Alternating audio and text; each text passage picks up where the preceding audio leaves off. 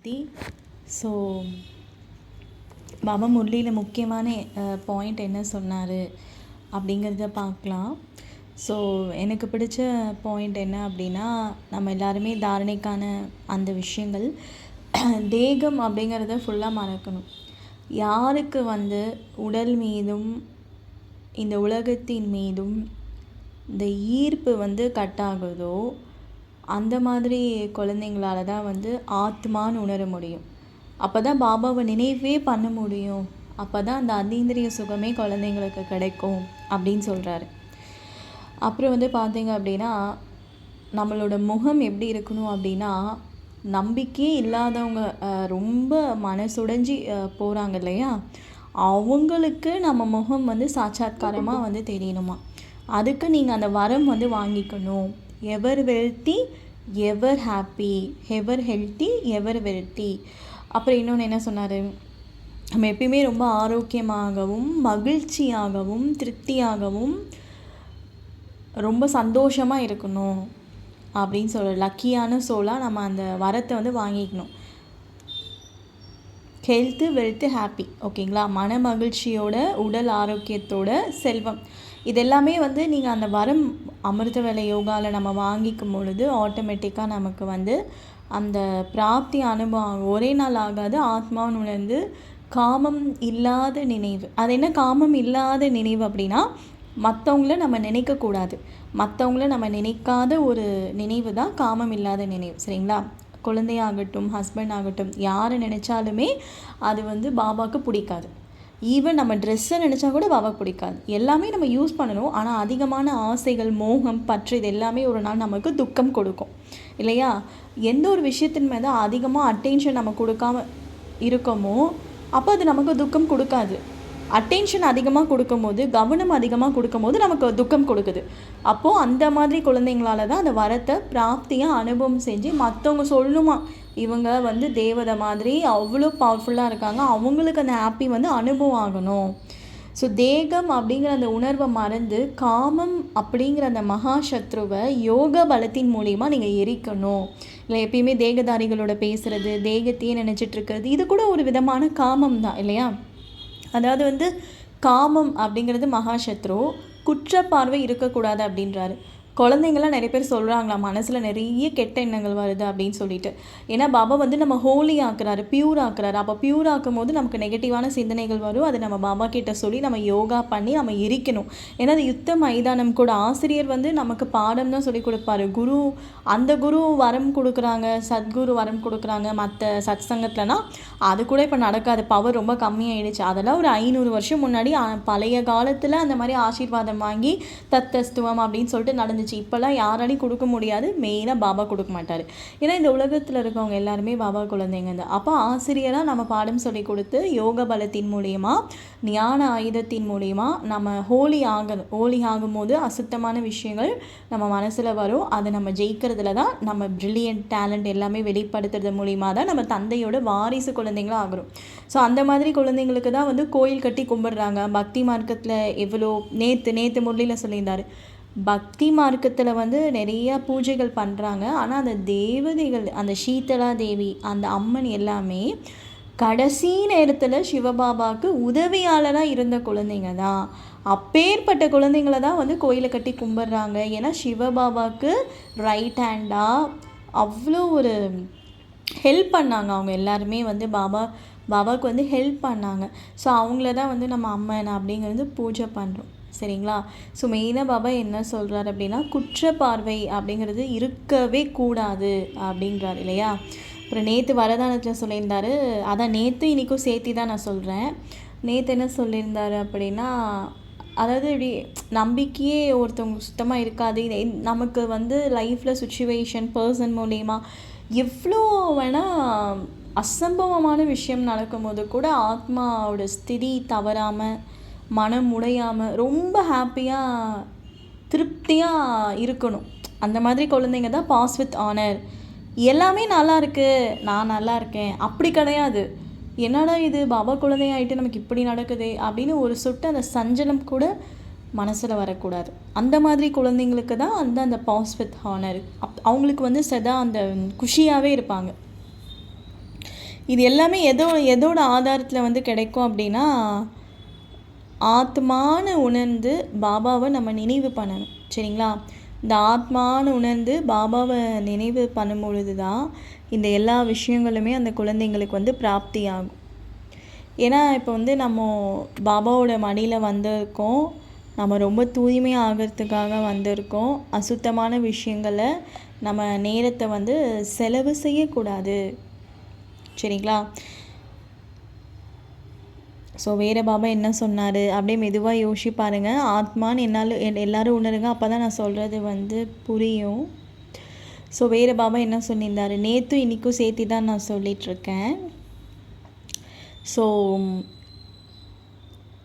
அதான் தேவதைகளோட விசேஷத்தன்மை என்ன அப்படின்னா, அவங்க பாபாவை மட்டும்தான் நினைப்பாங்க.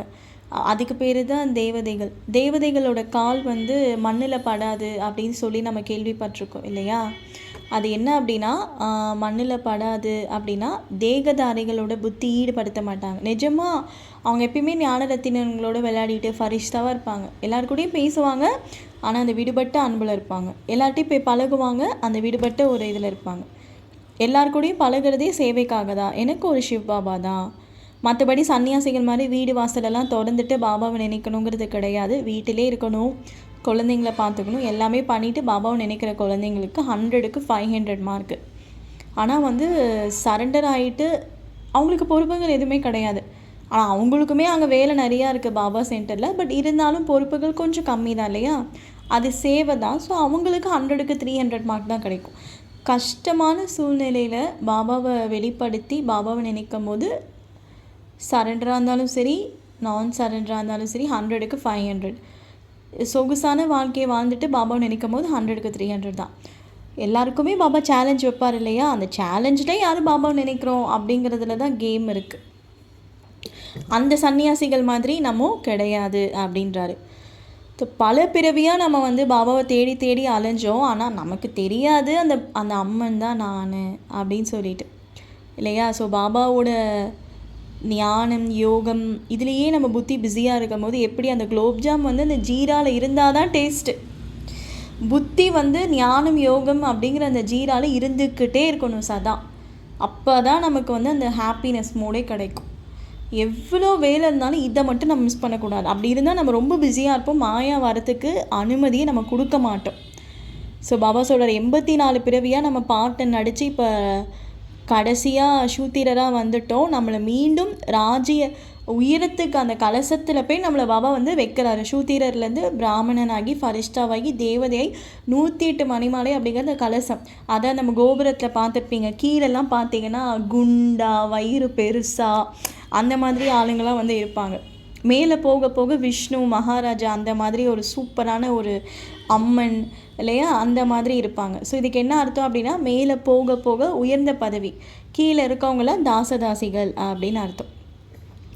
ஸோ பாபா சொல்கிறாரு 6-8 கையில் அந்த மாதிரிலாம் யாருக்கும் கிடையாது. அது எல்லாமே நம்ம பொம்மை விளையாட்டு. உண்மையிலே நாராயணன் லக்ஷ்மி உங்களை மாதிரி தான் இருப்பாங்க. என்ன அவங்க அழகாக இருப்பாங்க, அவங்க வந்து சுத்தமாக இருப்பாங்க. மற்றபடி நீங்கள் வந்து அப்படிலாம் கிடையாது அப்படிங்கிறது தான் டிஃப்ரென்ஸு. ஸோ இனி கூட பாபா அதான் சொல்லியிருந்தார் இல்லையா, ஒருத்தவங்க ரொம்ப ஹோலி ஆகிட்டாங்கன்னா அவங்க வந்து இந்த சரீரத்திலேயே வந்து இருக்க மாட்டாங்க, அவங்க டக்குன்னு வந்து கிளம்பிடுவாங்க அப்படின்றாரு பாபா. கண்டிப்பாக. ஸோ இந்த சரீரத்தில் இருந்தாங்கனாலே அவங்களுக்குள்ளே ஏதோ ஒரு குறைகள் இருக்குது. கர்மா யோகா கர்மாதீத் ஸ்டேஜ் அப்படிங்கிறது என்ன அர்த்தம்?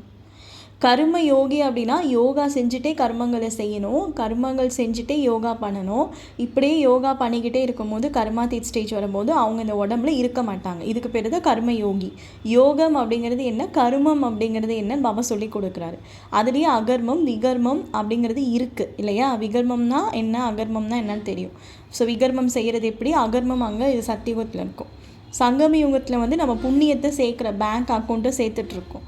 ஸோ இந்த மாதிரி ஒரு டைமில் குழந்தைங்க வந்து எல்லாரும் ப்யூர் ஆகிட்டாங்கன்னு சொல்ல முடியாது.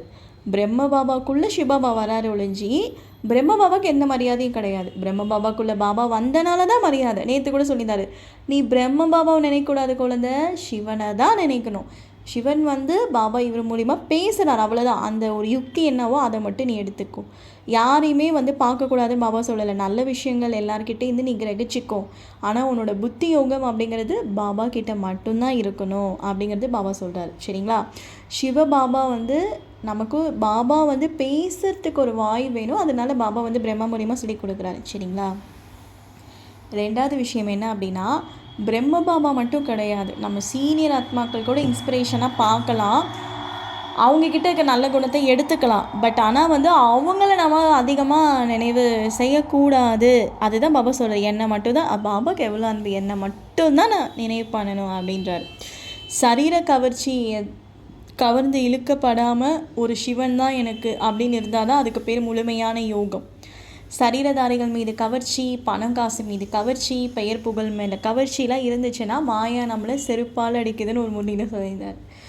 அசிங்கம் தானே. மாயா கிட்ட அடி வாங்குறது ஒரு தெய்வதையோட அழகா, இல்லை மாயாவை நம்ம போட்டு அடிக்கிறது தெய்வதையோட அழகா? மாயாவை நம்ம தான் போட்டு அடிக்கணும். அதுதான் வந்து மகேஷாசோட மர்த்தினி அப்படிங்கிறது. அதுதான் மாயை என்பது எல்லாரும் தான். எல்லாரும் மீன்ஸ் என்ன, நம்ம கூட மாயா தான்.